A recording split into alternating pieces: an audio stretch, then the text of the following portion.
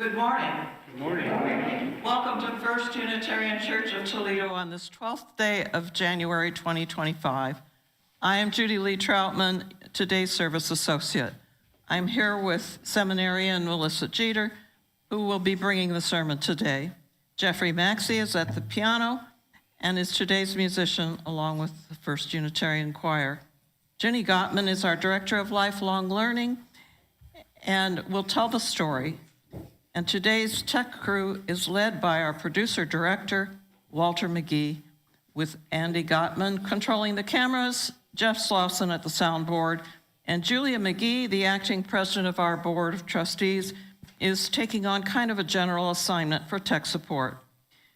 We have many more volunteers helping too, with greeters in the lobby, religious education helpers for today's RE,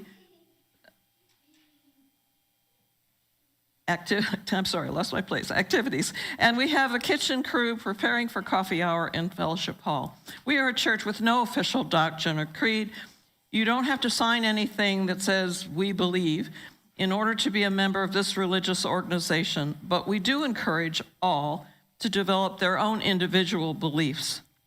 We support each other in our own searches for truth and meaning, and sometimes finding. We welcome everyone, as we sang in our opening song. If you are a visitor, you may notice in the pew rack in front of you a bookmark with some details about Unitarian Universalism. Feel free to take it with you.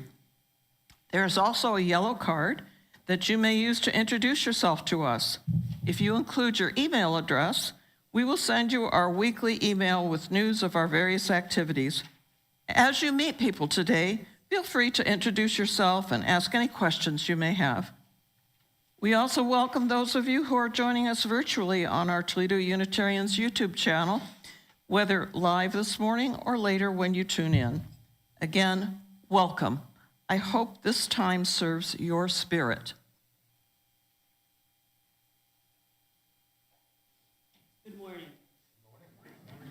I'm glad you're here.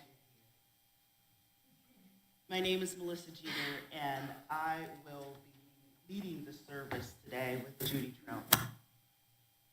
Many of you have served this congregation in shared ministry with Senior Minister Reverend T.K. Gardner and Commissioned Lay Minister David Strickland. Unitarian Universalism is a faith that calls and honors all of ourselves to search for truth and meaning. Please see the table here and the candles.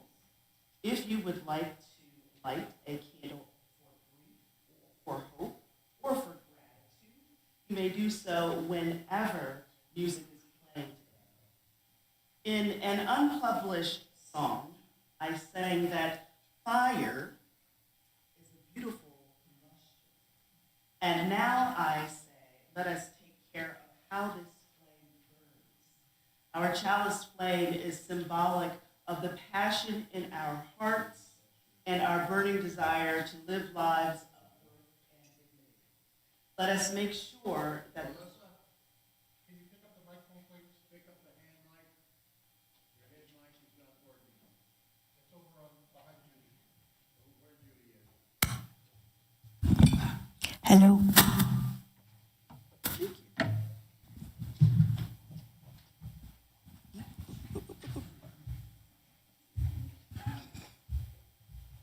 Technical difficulties.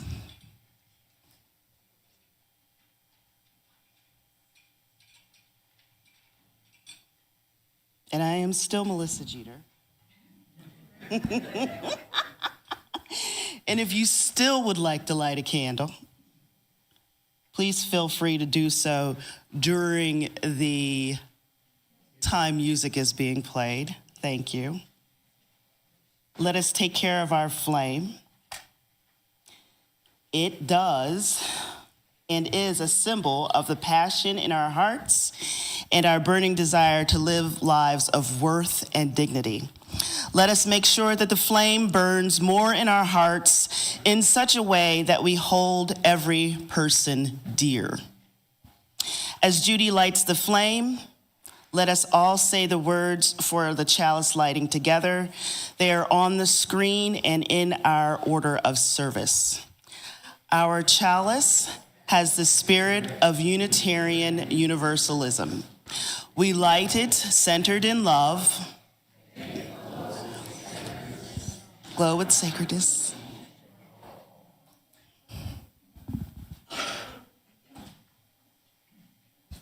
Thank you. And while we're reciting together,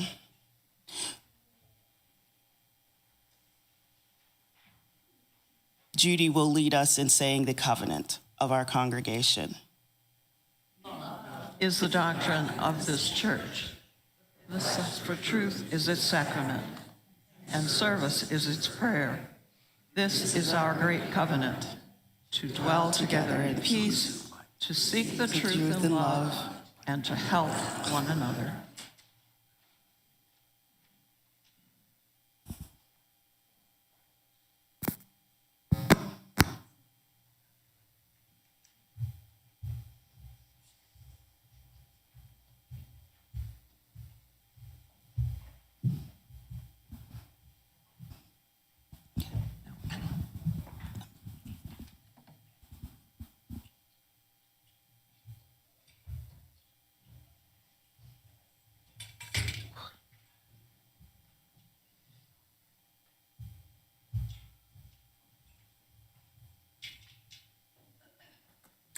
Now we will have our spiritual practice beyond ourselves.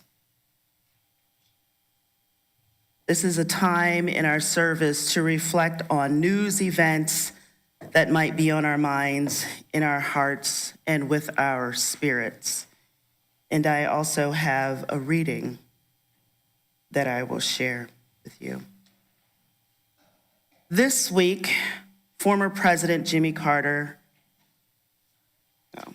December 29th, former President Jimmy Carter died at 100, living past many of his contemporaries who left eulogies for him, Walter Mondale being one of them. He remembered Carter as being far-sighted and acting beyond short-term political interests. His grandson, Jason Carter, stated that over 50 years ago, as governor of Georgia, he preached an end to mass racial discrimination and an end to mass incarceration. Joe Biden, at his funeral, said that he learned from Carter about character. That character is not perfection, but striving to do the right things and doing what animates your spirit, operating from hope, generosity, and showing grace and holding on to faith, meaning loving your neighbor and holding on to that faith even when it's tested. And now I share these words from Parker J. Palmer, Wintering. By accident of birth, the Christmas story has been a staple in my life for 85 years. As a kid, it was all about the glitter and gifts, of course. Today, the story compels me to question my courage and my resolve. It asks me to face into hard fact that we are dominated by dark powers whose only interests are wealth and power, no matter the human cost.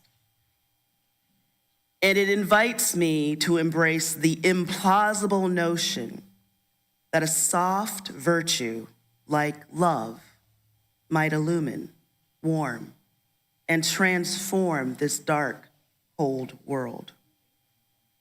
As we come to the end of 2024, it's hard to imagine how love can win the day.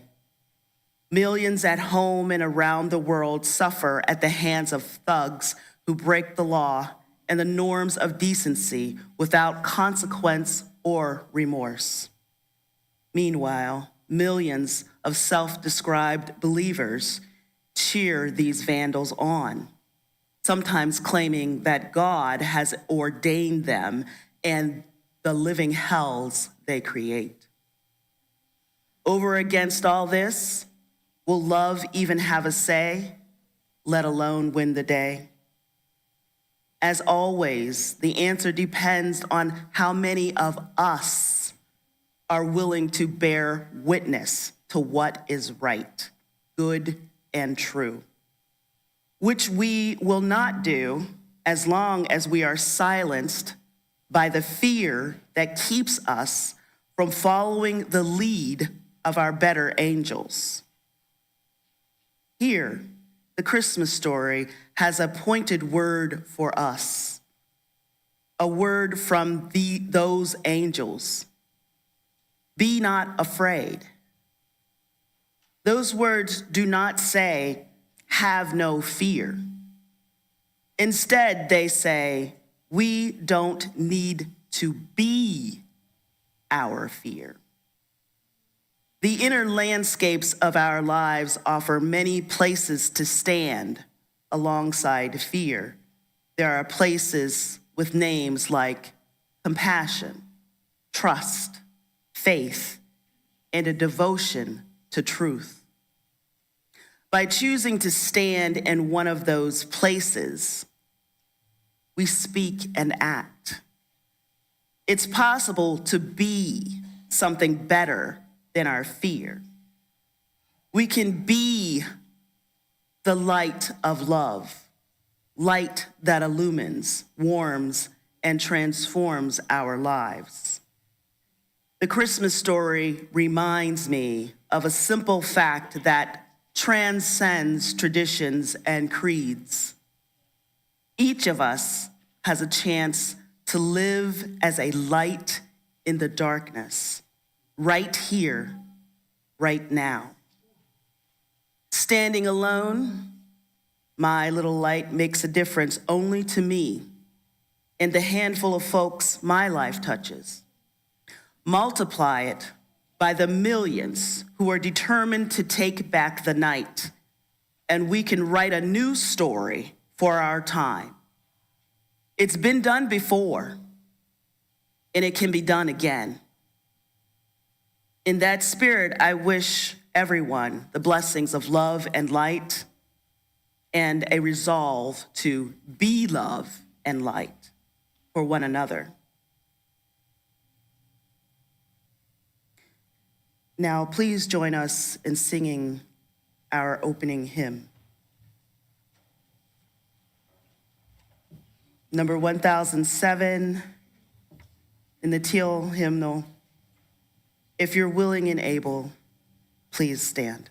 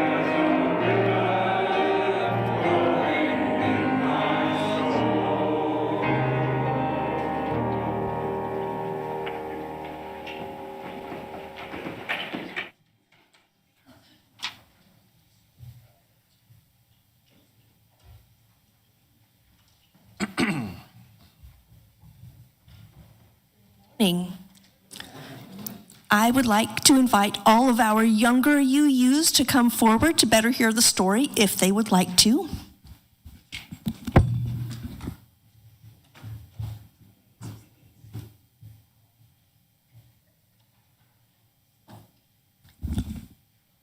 Today, we are going to talk about a very famous children's book. It is called Mike Mulligan and His Steam Shovel, and it was written by a woman named Virginia Lee Burton.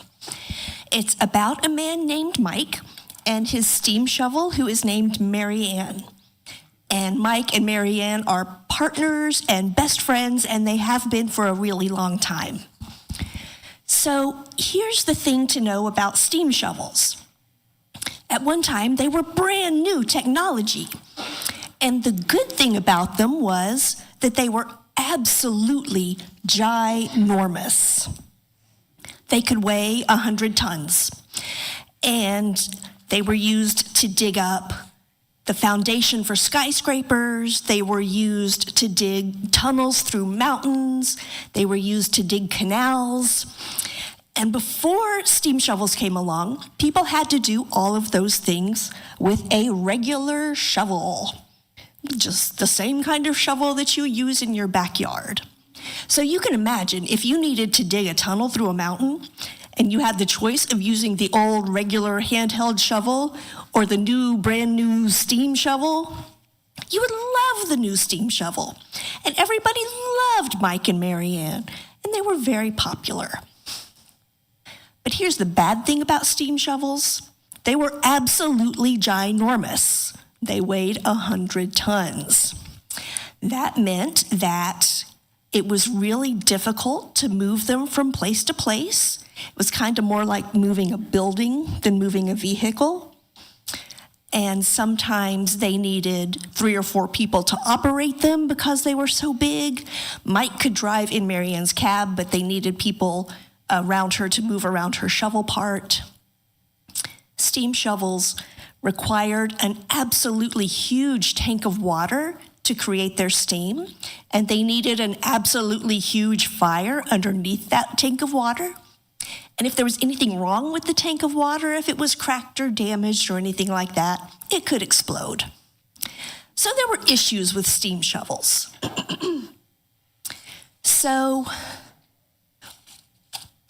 at this point in the book, so after steam shovels were created, they were really good to use for a really long time, but they did have some flaws. But then eventually a new kind of shovel came along, and it was called a diesel shovel. And it was just as strong and powerful as Mary Ann the steam shovel, but it weighed a lot less.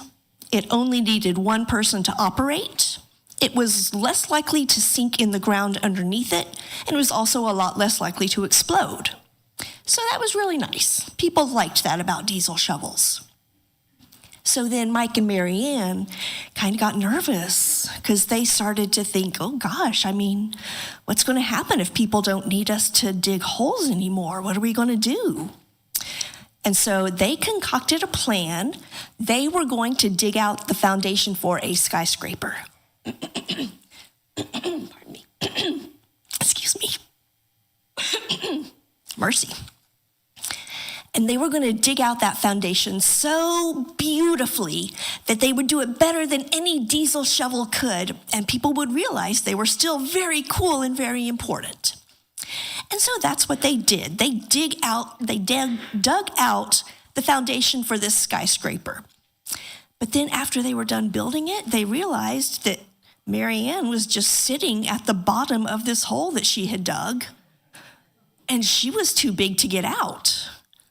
And so then what was she going to do? They got really scared then. But then a little kid who was looking at the situation said, well, what if we convert Mary Ann from a steam shovel into a steam furnace? And that way she could create the heat that the building needs to have hot water and to stay warm in the winter. And Mike and Mary Ann thought that was a really good idea. So that is what they did. The skyscraper was built around Mary Ann. She was still there being the steam furnace in the basement, And Mike stayed there with her to take care of her and keep her in good shape and to take care of the building. And then they were very happy again, and everybody loved them. So what is this story about, really? What does it tell us about? Do you have any idea, Susie? No? This story is really about change, because that was a big change that Mike and Marianne had to deal with. And change can be pretty scary. Most people don't really like change all that much. But it happens. You know, we have to move to a new place. We have to start new jobs. We have to start new schools. We have all kinds of changes that happen around us, whether we want them to or not. And we can't stop them. The best we can do is learn to adapt to them. And the more practice we get at adapting to those changes, the less scary they are. And the easier it is for us to go through life with changes and changes and changes. And so Mike and Marianne learned that they can adapt to change. And also in this book, we learned that we can adapt to change too.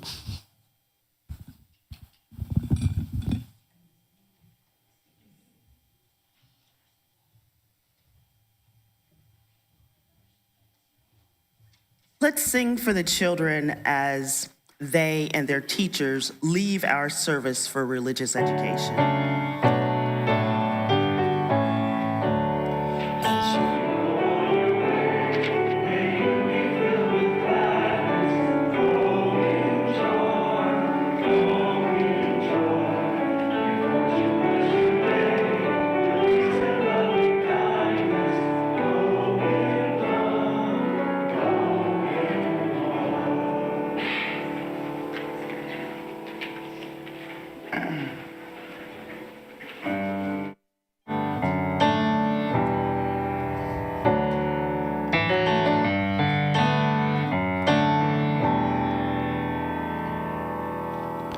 Why are we looking down on our sisters and brothers? Isn't love all that we've got? So we know everyone's got a father and mother. The day we know we're all the same, together we can make a change.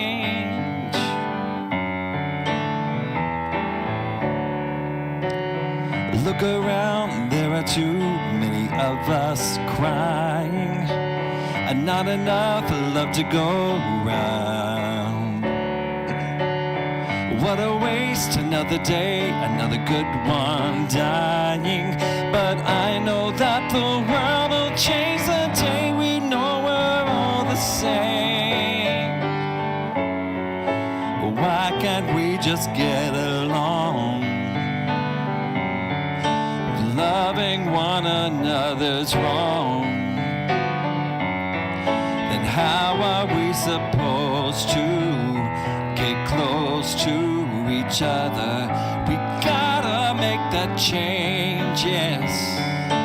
Why can't we just get along?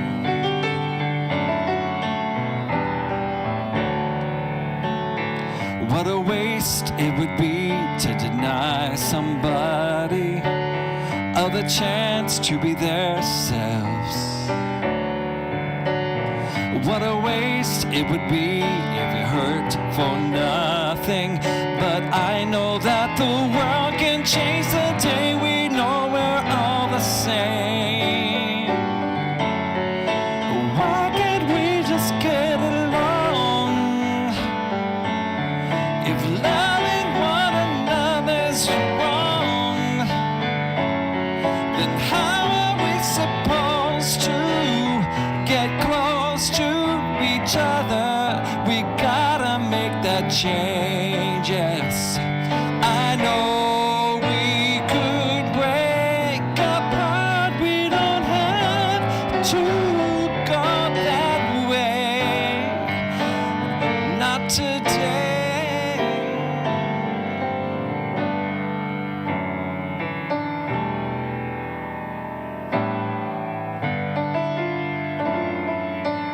Why can't we just get along? if loving one another's wrong, how are we supposed to get close? Yeah.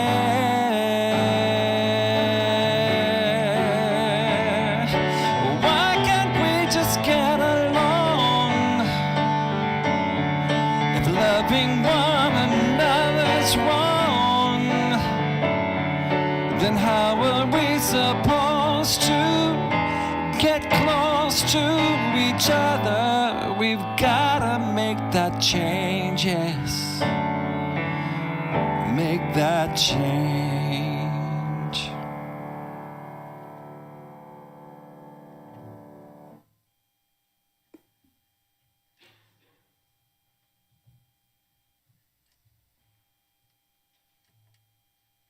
For this second part of our spiritual practice in the Sunday service, let's have a time of contemplation, prayer, and meditation. Take a deep breath in, then out. Settle yourself and imagine a pool of water. Notice when that pool of water is disturbed as I offer this reading by Margaret Bowens-Wheatley. Why should we intentionally work for diversity? Why should we intentionally work for diversity? The responses to this question vary widely. Of course, hard demographic realities suggest much. But for me, beyond any demographic or sociological justification, there is a theological imperative. Affirming the inherent worth and dignity of every human being, for me, means working to create places of worship where all who subscribe to a liberal approach to religion can not only feel welcome, but enter into worship settings that reflect the diverse cultural realities of we, the people. Congregations that reflect the pluralism of our society are one step in beginning to transcend the social boundaries that divide us from each other and from all that is, which some call God. The task ahead is an arduous one. Indeed, diversity is one of the most challenging tasks we will ever undertake as a religious movement. What we are dealing with is not simply racial and ethnic diversity, but a paradigm shift that is rooted in a commitment to growth in a pluralistic community, as well as readiness for and acceptance of cultural change within our congregations. Continue to breathe and notice the change in the pool of water in your mind's eye as we observe 1 minute of silence.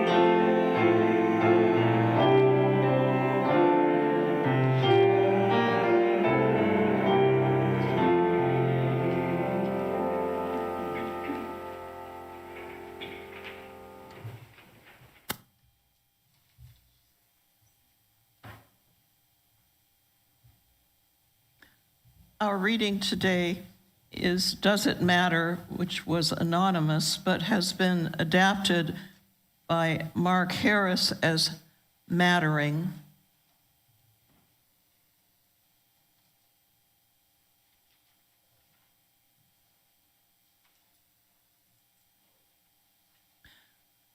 My father asked if I am gay. I asked, does it matter? He said, no, not really. I said, yes. He said, get out of my life. I guess it mattered. My friend asked why I talk about race so much. I asked, does it matter? He said, no, not really. He said, you need to get that chip off your shoulder. I guess it mattered. My neighbor asked why I put that ramp up to my front door. I said, does it matter?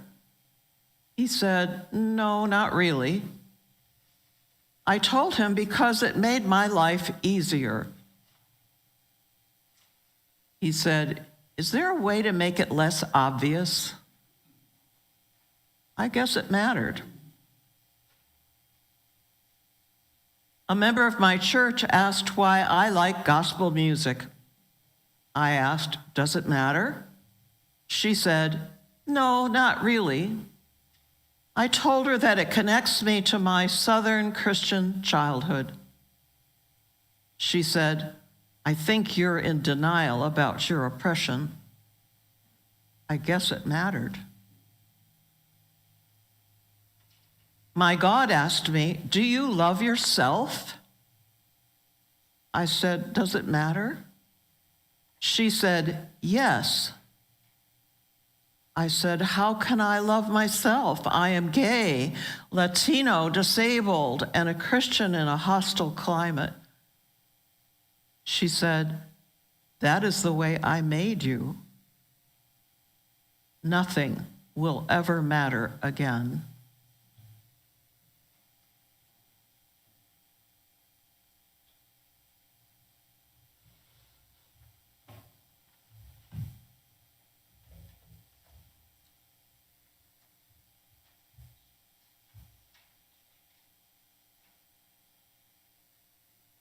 Good morning.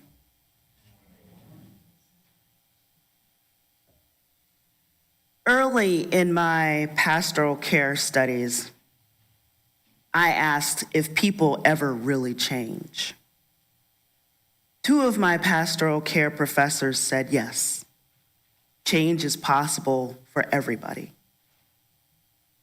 So I got started early for classes by reading Changing for Good, where the process of change was outlined.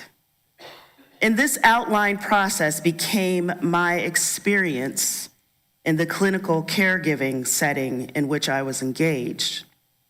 But popular culture also provides a few clues.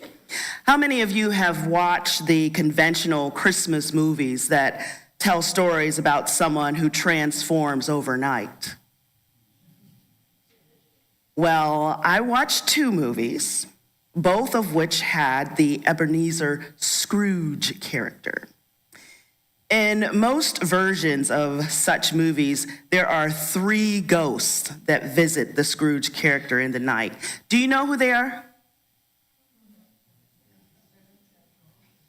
The ghost of the past and the present and future.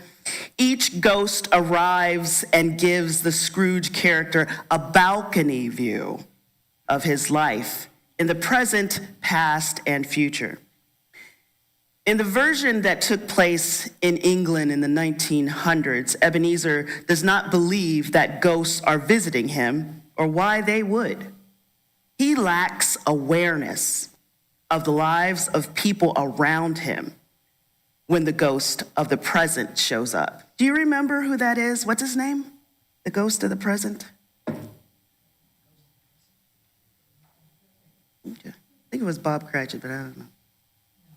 The ghost of the past helps him to contemplate and raise consciousness about how his behavior affects the people around him, but he's not really convinced.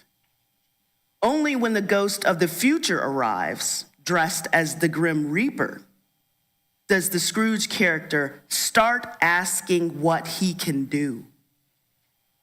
He wants to make a plan to change. Watching this film, the answers seem so obvious. Be generous with your time, use your wealth to help the poor, help those who are disabled, and feed them. Also pay your employee more and let him spend time with his family on Christmas. Not only are the answers obvious, but the ghosts change the heart of this man in one night. Wow. Is that what it takes? Self-awareness, the awareness of how your actions may affect others, raising of consciousness, and making a plan that is basically the opposite of what you've been doing. Easy peasy, right? I decided to watch another movie over Christmas that was really postmodern. The postmodern version of the Scrooge character takes place from the perspective of the ghosts. Can you believe it? They have interns and an HR department, yet they're ghosts. In the 21st century, the world is ruthless. Of the ghosts who will visit a living human being, the lead ghost chooses a guy from the corporate world who is labeled unredeemable. And for the most part, he lives up to that label. For example, when his young niece asks him to help her run for school president, I mean, this is a child, right? In elementary school, he says, "Let me get my staff to dig up some dirt on the opponent to create a smear campaign." It's unconscionable, right? There's more. The ghost of the present visits this guy in his office, and she thinks this guy is hot. Not hot like he's going to burn in Gehenna either, you know, hell. Unfortunately, she is so attracted to him, and he lacks boundaries and awareness. Well, let's say that the ghost of the present gets too involved with this living human, and once more, he seems to prove the words unredeemable to be true. So the lead ghost takes over for the ghost of the present and tries to show this human the balcony view of his present and past. This is when this guy turns the tables on the ghost by basically saying, "What do you get out of this changing people business? What's your angle?"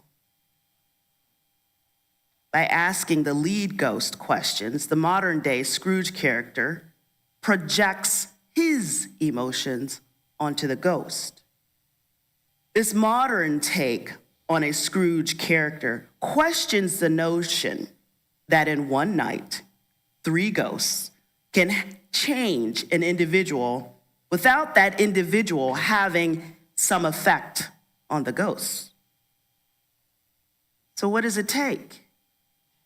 Self-awareness, the awareness of how your actions may affect others, raising of consciousness, making a plan, and having some way of maintaining that plan, some way of calling people into deeper relationships in community. This congregation has a plan. It's in the behavioral covenant of First Unitarian Church of Toledo. And I read, "We aspire to create a culture of trust grounded in transcendent values of mutuality, diversity, spiritual growth, and grounded in our 7 principles and 6 sources. Now we have 8. This behavioral covenant describes how we wish to be together in our congregation. In particular, we want everyone to be able to bring their authentic selves to church. We want everyone to be fully and deeply heard. We want everyone to feel that their experience is acknowledged and validated. We want everyone to feel safe enough to risk and to recognize that vulnerability is courage. We, as individuals and as a congregation, commit to the following practices and promises to make this our reality. This whole church year has been about renewal, change. Still, some of us ask, why? Underneath that why could be fear. A transactional question of what's in it for us? What's wrong with loving each other? When we lack self-awareness, as well as the awareness of how our actions and what we say affect us in community, it's very possible that we are causing harm. It would appear that we think love or compassionate action is pretense. Does it matter? It does. We may need to raise our consciousness if we want people to bring their authentic selves. We may want to listen more and talk less. What if we could say, I'm glad that you're here,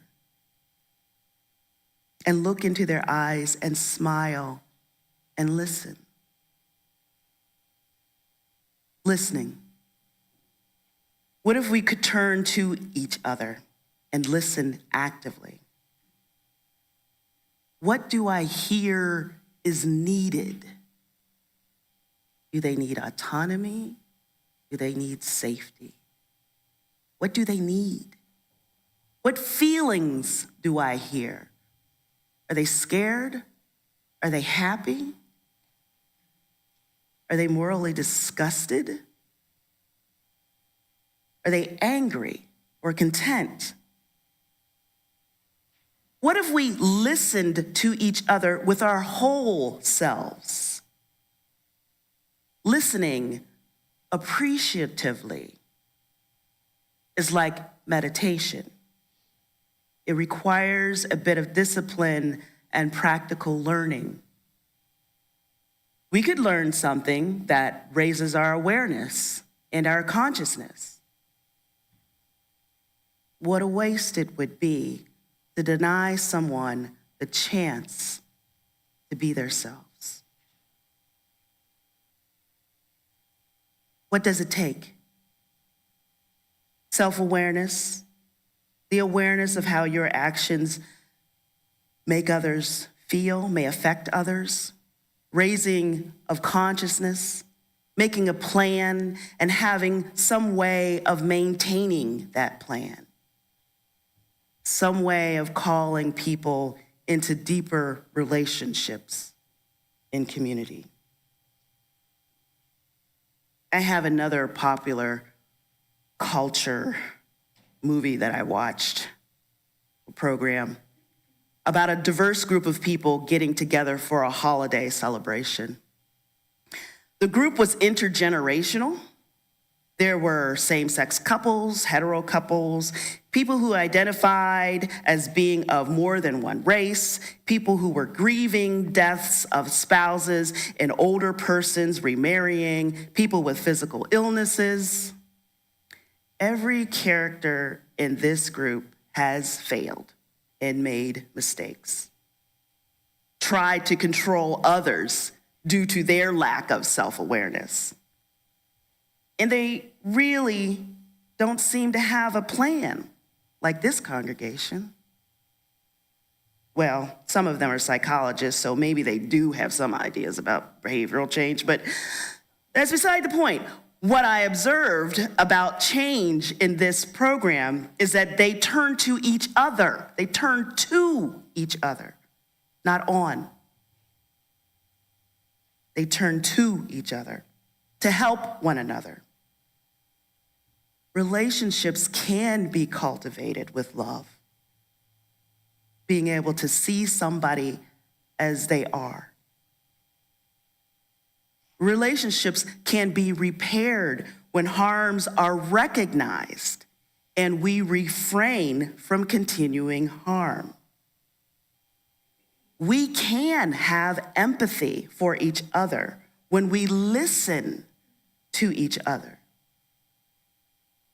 We can call each other into deeper community and relationships and help each other keep our behavioral promises.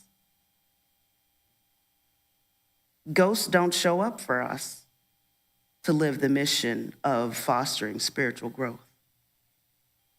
People who value inherent worth and dignity show up. People who value anti-racism show up. People who value equity and compassion show up. People who value justice, transformation show up. People who value interdependency and pluralism show up. The doctrine of love shows up in our covenant. If we put love at the center, could we go on? Could we have what it takes?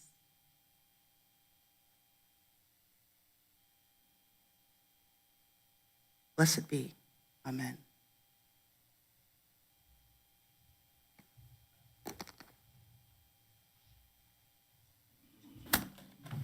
Thank you, Melissa, for that thought-provoking sermon. Now it's time for our offering. To ask you here in this room and you who watch on YouTube to honor the Toledo Unitarians in part through your generous financial giving. On the screen, there are several ways to make your contribution. You may use Venmo, the QR code, or send a check to the church address. In the sanctuary, we will pass baskets. And then there's also a basket on the entrance table.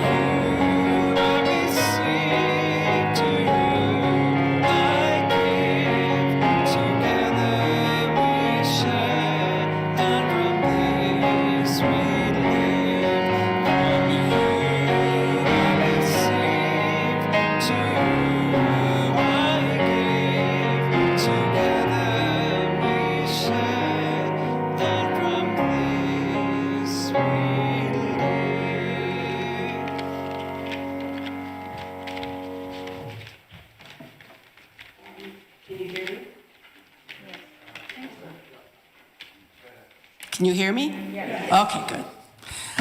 This follows the COSM sharing on 12/8 of the role of COSM and on 12/22/24 of the need for even healthy churches to attend to needed tasks for institutional adulting. These are also on the church Facebook page. In addition to attending to the church's shared ministry, COSM also attends to right relationship within the church. As previously described, communications are confidential.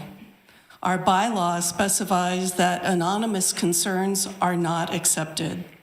A UUA Leader Lab piece, The Peril of Anonymous Feedback, is now pasted on the church Facebook page and contains more in-depth reasoning than my simple, "How do you feel if I say to you, can we please talk over something that I'm having a problem with?" versus, "You're receiving an anonymous note about you," versus, "People have been telling me that they don't like something that you said or did." Can you feel the difference? The article begins, "Communication of any kind is a tricky thing for us humans. Even if we speak the same language, we're lucky if our words are met with the same understanding as our intended meaning.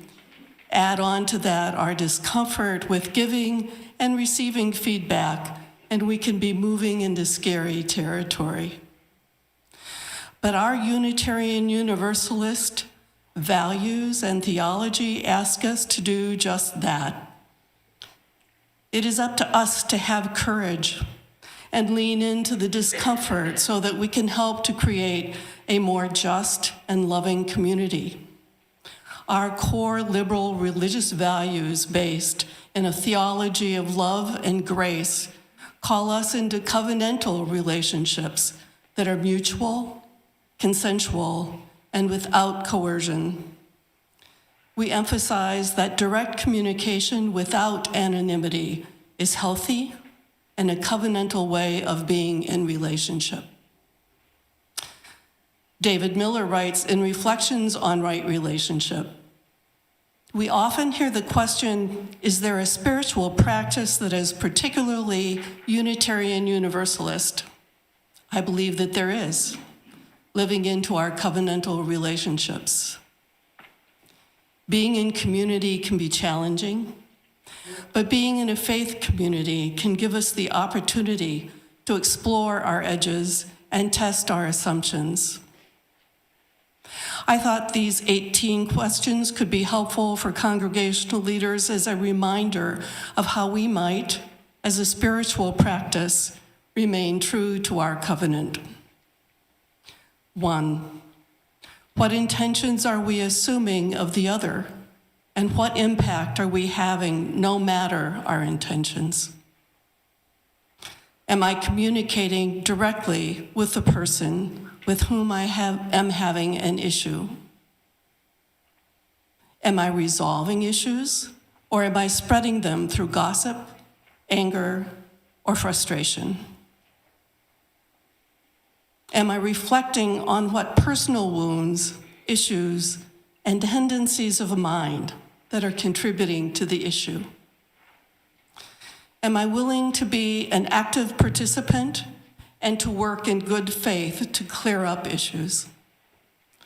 Am I projecting onto someone else through my own framework what they are thinking or doing versus engaging them and asking them to share their thoughts and story? Am I actually trying to live the principles and values of Unitarian Universalism by acting with compassion, respect, and a high value of our interdependence? Am I actively listening to what others are saying and not formulating a response on the next comment or question while they are talking? Can I let go of my need to control the situation? Can I graciously leave space for others by letting someone else speak first, especially those not traditionally centered, or by not speaking my mind if the point has been raised or made already? Can I lift up the life of another or the group in my words and actions? Can I have disagreements with an individual or group? Do so in love and respect and continue to stay in community. Can I take into account the importance of the task in relation to the importance of the relationship? Can I reflect on how my attitude and actions contribute to the culture of our community? Am I willing not to have to be right? Am I being the change I wish to see in the world and really acting in the way that models beloved community? Am I willing to change? And finally, can I remember to ask the question, what is the most loving thing I can do or say right now, which at times can be hard to say or even harder to hear? May it be so.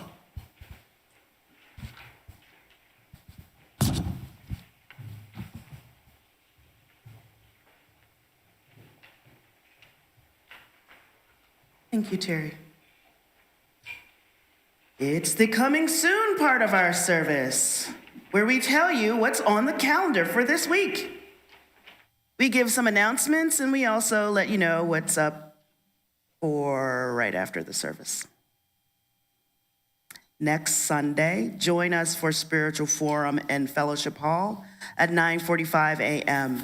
for the second installment of the Phil Show, when Phil Park Thomas and Phil Teitelbaum team teach a series they're calling Bible Babbling, Behind the Formation of the Hebrew and Greek Testaments.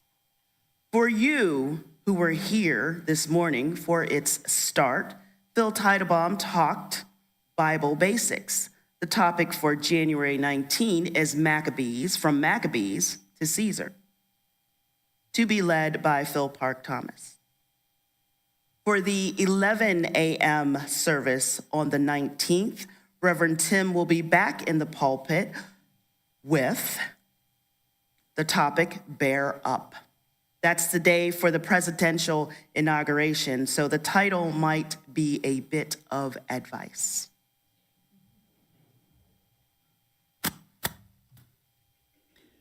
Are you a buff of short films?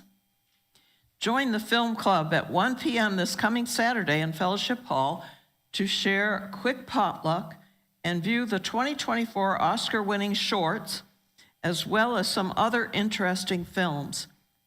There's no need to RSVP, just bring a dish to pass and your own beverage and tableware. Some of you might have interest in attending Winter Institute, an annual retreat sponsored by the Central East region of the Unitarian Universalist Association.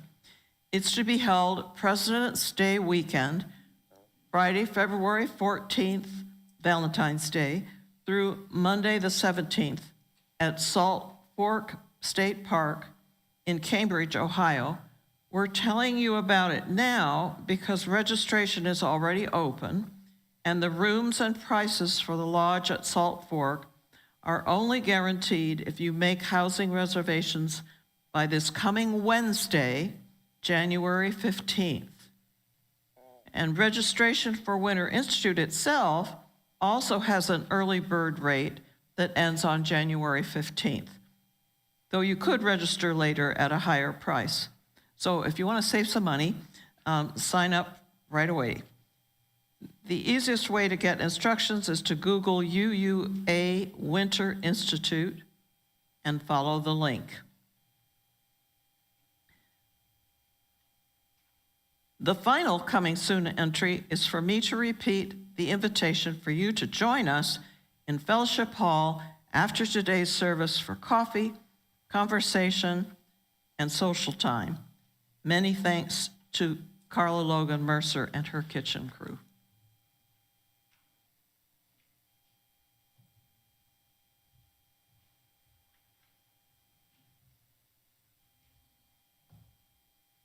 We will have our last spiritual practice, metta. Our regular Sunday services this year include 3 observances of spiritual practice. During Beyond Ourselves, we had pastoral reflection on the world. Outside this congregation, during Turned Inwards, we had time for meditation, contemplation, and prayer. And now we recognize the Buddhist thread in our congregation. We will recite the metta of loving kindness meditation. As the words come on the screen, please look at them, and then we will say the words together. After that, as we prepare to extinguish the chalice, you have the time to repeat this to yourselves. May I, may we, may all things be well, be happy, be safe, awaken to the light of the true nature, and be free.